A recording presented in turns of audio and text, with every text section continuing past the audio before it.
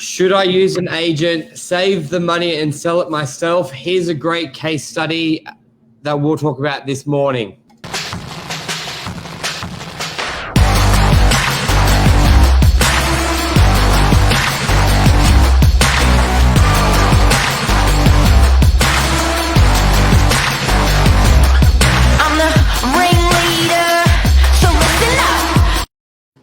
Good morning, everyone. Welcome to Morning Minutes, episode 368. Yes, 368. Should I use an agent? Should I not use an agent? Sometimes in sales, like I reckon an owner, it comes across their head all the time because they don't necessarily understand what an agent does. And I love it when we had Lee Woodward on, and he said how many steps are involved. It was like 360 or 244. It was something insane with the process. A lot of the time, the owners just don't understand. And that's probably the biggest thing and the biggest responsibility for an agent to explain to the owner. It's not the actual, well, obviously there's a part of it finding the buyer, but there's so much more to it, isn't it, Mark? Good morning, Anmar. Yeah. Hey, Anmar. Look, 41 Warriewood Road was just the best example for everyone today. And this was a big sale for us at the time where it was... the owners came to me and they had an offer of 10.3 and they were like, what do you reckon? And I said, because they'd been working with this person that wanted to buy their land, big block of land in Warriewood. They'd been working with this person for 3 to 5 years. This person had been knocking on their door, we want to buy. And they'd been working this person up in price for 3 to 5 years. So they thought the money was really good. And put in perspective, it was an area of Warriewood that had been rezoned. So a lot of developers always knocking on the door. Yep. And this really actually flows quite nicely from yesterday's conversation about being landlocked and just not knowing. Because you may have a development site, but you may not be a developer. You don't know any developers, but everyone's got an opinion. So you really just don't know. And after so long, they just thought it was a good deal, but just didn't really know which direction. And smartly so, they reached out to you. And what was your advice on it? Well, what a lot of people don't know what agents do is a process, and it's a process that I call discovery process. It's price discovery process. Now, to achieve price discovery, you need to be talking to the open market, not one buyer. To have that full disclosure and to go through that price discovery process, you need to talk to all developers. You need to talk to the public, in public, not in private. So it's very, very different. And when you're talking such large sums of money, which property sales are, you're not talking of $300 or $500. You're talking change my life figures between good price or bad price. So these clients in Warriewood were potentially thinking, you know what, we're saving probably $100,000 or $200,000 on agent fees if we take this offer. But what they missed was they were not going through the price discovery process to know that was a good price that they were being offered. Yeah, they're only speaking with one buyer. And the easiest way for you to know that way is not the right way is there's good teachers, bad teachers, good agents, bad agents, and there's good developers and bad developers. And I'm not talking about morally or ethically, just there's people who do stuff better in all fields. Now, the difference between maybe a good developer and a great developer could be getting 20 homes on your block to 25 homes on your block and seeing potential value where other people won't. Like, it's just that's true in nearly everything we do. And wouldn't you think the developer who can see that they can get 25 homes rather than 20 could pay more for that block? Now, if you're only ever chatting with one developer, how do you know you're getting the best? You got a couple options. Or one, but even just one. It doesn't even have to be a developer. Yeah, or one person. Like, And Yeah. an owner has a couple options, which we say to them, you can do the discovery process yourself. It may cost you 10 grand, 15 grand, 20 grand. And what we mean by that is you get a town planner, maybe two, you get an architect, and you deal with everyone. But a lot of people don't want to do that because they've never been in that industry. And same again, they're not experts at it. They could be a school teacher themselves, and they're like, I don't want to deal with that. Yeah. Or you go to the open still market. Not priced, and that's still not price discovery. That's development Correct. potential discovery. Yeah. You know what I mean? So when these owners came to me on 41 Warroad Road, and I love having a real life working example, it's powerful. When these guys came to me, they said, what do you reckon? Is 10.365 a really good offer? And I said, probably. But I said, I'll tell you what we do. And this was awesome. I said, I'll tell you what we do. Would you be up to dropping 10,000 on advertising and marketing to know that this figure is unbelievable that you've got privately? And they said yes.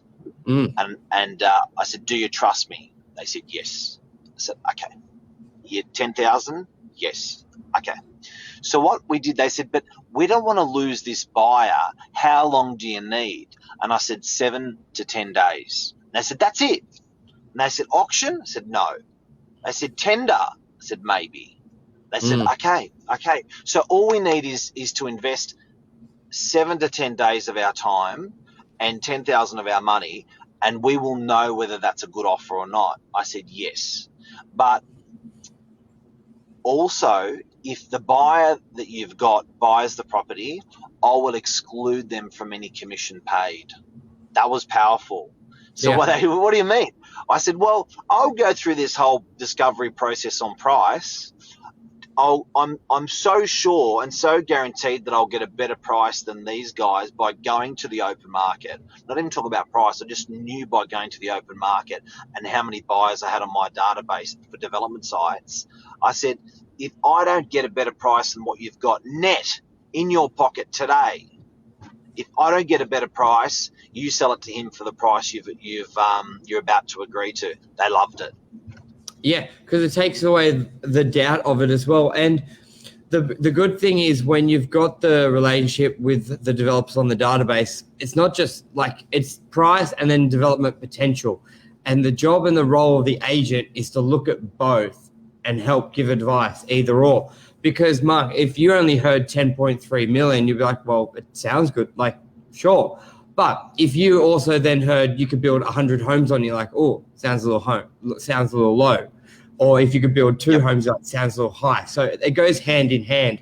And that's where a lot of homeowners just don't have that ability in that type of scenario. So going to the open market, because the developer they'll obviously be conservative. They don't want to tell you if they can get 100 homes or 80 homes on a block. But they also want to substantiate that they're the buyer for the process, especially in that case when you do a tender and you're weeding out, because we had like 30 or 40 people submit an application, and your role is also to weed them out going, well, that's not very strong, that is strong, low price, high price, bad terms. And you're weeding them all out till you get to, say, the top 3 or 4, and then you work with them. And then, this is it's also an insurance policy, guys and girls. So I know we're talking big stakes at the moment, 10, 11, 12 million bucks for a development site. But this also works for selling a 1-bedroom unit in Camberdown, in a 2-bedroom unit in Parramatta. The idea of what we're talking about this morning is not paying an agent and running the gauntlet of, did you get the best price? You know, like, is that the highest price? And we're coming to it now. This is a great illustration of what there's to risk and the upshot that people have made. So back to the they give me 10 grand, these owners of the land. They say they give me 7 days, and they said, do what you can do. I gave them an assurance that if the person they had currently on the property bought the property through me, they wouldn't pay a commission, which was pretty ballsy, working for free.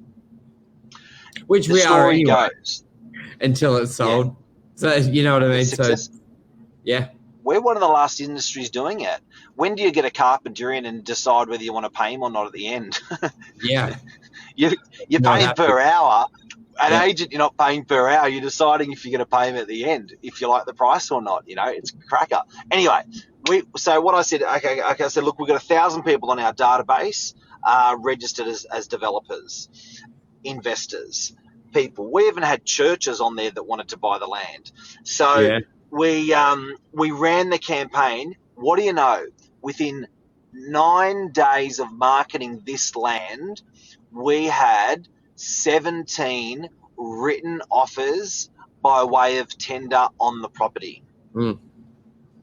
Tell us the offers, Michael.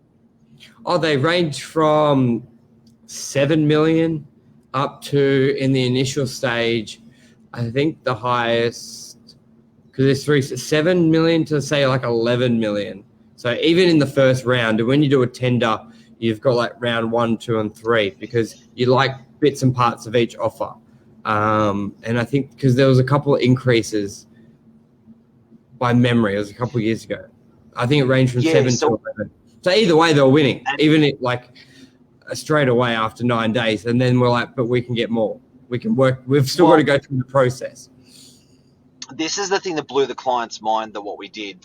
So what we did is, I remember the glass table was sitting around. There was grandkids, there was kids, there was grandma, there was everyone that was assisting in the decision-making process. What we actually did is we sat down the active agents with their buyers in our office, together with the sellers of the property. We sat down and we laid out every single tender on the table. There was, effectively, there was $130 million worth of people's cash on the table. And we went through that. And one of the most powerful things in an agent that knows what they're doing, particularly in this tender process, was we qualified everyone. So it wasn't just about how much money have you got. It was about their capacity. If they are the decision maker, the person that made the offer, when they had the ability to sign a contract, what they were intending to do when buying the property, even down to who they were using to finance the property. We actually found out that information. Yeah, that was your one. So that was really powerful, where we actually, when we sat down with the owners and presented the offers to the owners, we actually presented all of those key performance indicators on the developers and buyers that were making offers. What we also did is we didn't take it on face value, the dollars. So we actually did more research on it, and that was when we went to round 2. So the owners worked out what offers they liked, which buyers they liked. Then we moved those buyers, those offers into round 2. After that, we found the 2 best buyers and moved those guys into round 3. Yep. After that, we awarded the property to one buyer, and we gave them a trigger date saying, if you are not exchanging by this date, exchanging is buying the development site, if you don't do it by this date, it goes back to the open market. You can still buy it, but it goes back to the open market. Tell us how it closed. Yeah, so that buyer, because this was the key thing, and if you ever do an EOY, you must add this to your form, because we had EOI is expression of interest. Tender, you must have, because it will just cover your ass for this dialogue. You must have when will you exchange? Is it same day, 5 days, 10 days? Because that will cover you, because the buyer had offer accepted, the offer had been increased. I think we're at 12 million at this stage. So it was much higher than where the owners wanted. 5 days had passed and it had not exchanged yet. There was always a reason. I want to get this test. I want to get this test. And then I think it got to say 7 days. And at the 5 day mark, you're calling the underbidder who goes, we know you weren't awarded the property, but it still hasn't sold. Will you match what they had accepted? And are you ready?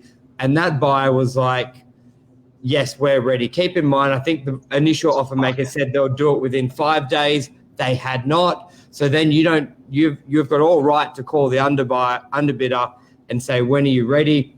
They're ready. I think it got to like the end of the 5th day or the end of the 6th day, because the original offer maker still was delaying, and the owners were like, this is And they're just red flags straight away. When you've done the form, you said you're ready to go, hadn't paid a deposit either. So, like we said, it's nothing sort of as strong as, like, you're still weeding it out, even if it looks good on paper. But that was... So, what was the final offer? I think it was 12 or 12.1, wasn't it? So, in conclusion, the owners had a private developer knocking on their door for 5 years. The owners did an incredible job of getting the highest price out of that developer. They got 10.365. The owners were not sure, were not confident in what in that process. They trusted us. They invested only 10 grand on a $12 million sale. Within 10 days, we had a signed contract with a awesome developer for 1.665 more. Even after we paid ourselves, we still had almost $1.5 million more in the owner's pocket. Here's the catch: the ability of the deal was also stronger, because sometimes these deals exchange, but they don't settle. It was like a 12-month settlement they had. And I don't even think they had the best from that developer. I think he offered more with us. By memory. It wasn't much more. We extracted more out of it. Yeah. The owners did well, and that's where the trap is. Out of their old buyer. Correct. Yeah. But that's where the trap is. If you're only dealing with that one buyer, you almost get a false sense of security. Of you may have negotiated the best price from that buyer and you feel great for it, but you haven't spoken to every buyer and it hasn't gone to many different people. And also, Mark, they were very distorted because they'd been negotiating over 3 years. They're not even thinking about the actual market of what they're selling. So the developer's turning it into homes. In 3 years, those homes went up at like 40% in value. So not only... like, they were so focused on their figure, they weren't necessarily thinking about what it would turn into. And that's a good trick from I won't say trick from a developer. It works in their advantage. Like, they could be at 10 million and 12 months later they increase to 10.2, but the GR of the site's gone from 40 million to 55 million. They're paying an extra 200 grand for it. Like, there's so many things to speak of. GR means total sales prices of when they've developed the property. The gross realization is GR. Yep. So in a rising market, it's a nice bankable figure. In a shrinking market, you're stuffed. But signing off, don't pay an agent and save yourself a fortune. This was a 41 Warriewood Road was a cracker of an experience, a cracker of a story, even for us as agents that do it all the time, that we've shared with everyone today. If you know anyone that's contemplating this and you want to share this story with, we'd love you. It helps us by sharing our content. And Michael, I've got to say, going through the last 10 or 15 minutes on the story of this sale, I'm pretty proud of the strategy and the expertise that we all applied on this exact sale, and it reminds myself a little bit more about what we do. Yeah, it was fun. It was a good experience, and we've replicated it many times. And it's a lot of owners sort of fall in that trap. You see it a lot, especially after the deals, and you think of this and go, what's that saying? It's it doesn't really apply. A bird in the hand is better than two in the bush. Sort of almost in reverse. But anyway, I think that's a wrap. Thanks, Admar. Anything else you want to add, Mark? That's it. Have a beautiful day, everyone. We got rain again. And what the hell is happening with traffic in Sydney? That's all I want to ask. Well, the school holidays finished? Oh, it's finished. And yesterday it was nuts. It took 50% longer to get to work, and I don't know what's happening. There is something crazy about traffic in Sydney at the moment. Anyone who hasn't been in the car, stay off the road. Get another hour, I reckon. All good. Cheers, everyone. See you, legend.